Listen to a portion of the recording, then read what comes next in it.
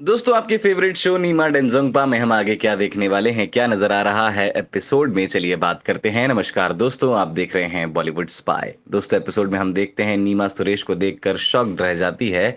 आगे सुरेश जॉब करने से मना कर देता है, पर मालिक कहते हैं सैकड़ों ड्राइवर मिल जाएंगे हमको, हमें तो विराज ने बताया था इसलिए रख रहे थे।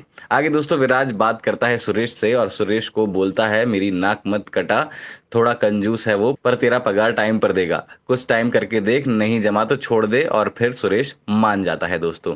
आगे दोस्तों शिव सिया के पास बैठ जाता है और कहता है तुम्हारे मूड का कुछ पता ही नहीं रहता और मेरे ऐसे क्या करने से तुम्हारा mood switch off switch on हो जाता है। सिया कहती है किसने कहा यहाँ पे आके बैठने, मैंने तो नहीं बोला, कस्टमर तक लिफ्ट दो, काम छोड़कर मेरे साथ चाय पियो, खुद करते हो और मुझ पर डालते हो।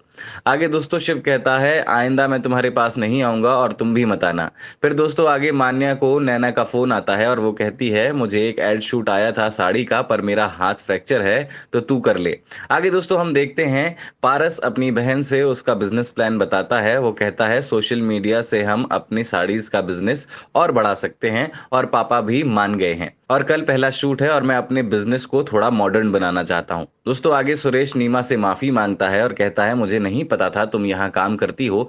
नीमा कहती है आज मैं और मेरी बेटियां यहाँ हैं तो सिर्फ और सिर्फ इस नौकरी की वजह से, अगर तुम्हारे काम पर लगने की खबर तुलिका को पता चल गई तो वो कुछ भी कर सकती है, मैं ये नौकरी नहीं खो सकती। दोस्तों सुरेश कहता है मेरी 30 साल की नौकरी चली गई, मैं अकेला हूँ उस घर में कमाने वाला, अगले महीने का राशन भरने का पैसा नहीं है, विराज सर ने मुझे यहाँ एड्रेस दिया। आगे दोस्तों सुरेश कहता है मैं कल आते ही नौकरी छोड़ दूंगा, तू टेंशन मत ले। फिर देखते हैं हम दोस्तों नीमा कहती है वरुण का कॉलेज आई की उम्र हो गई है, बहुत महंगा है यहाँ गुजारा करना, माना कि एक साथ काम करना ठीक नहीं है पर तुम्हें उस नौकरी की बहुत जरूरत है, मैं कैसे मना करूं, पर फिर भी सुरेश तुम मेरी वजह से ये चांस मत गवाओ, तुम ये जॉब ले लो। आगे दोस्तों नीमा मान्या के लिए खुश होती है कि उसे भी कुछ करने का, कमाने का चांस मिल गया है और एपिसोड खत्म हो जाता है दोस्तों। अब इसका मतलब ये है दोस्तों कि पारस और मान्या फिर मिलेंगे, क्योंकि मान्या जिस साड़ीज के एड शूट पर जा रही है वो पारस की कंपनी का ही है।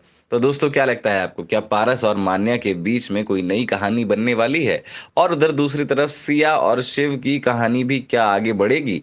क्या लगता है दोस्तों आपको, क्या इतनी आसान रहेगी इनकी कहानियां या इनमें भी उतार चढ़ाव आएंगे? कमेंट सेक्शन में जरूर बताइएगा। अभी के लिए इतना ही, देखते रहिए बॉलीवुड स्पाई।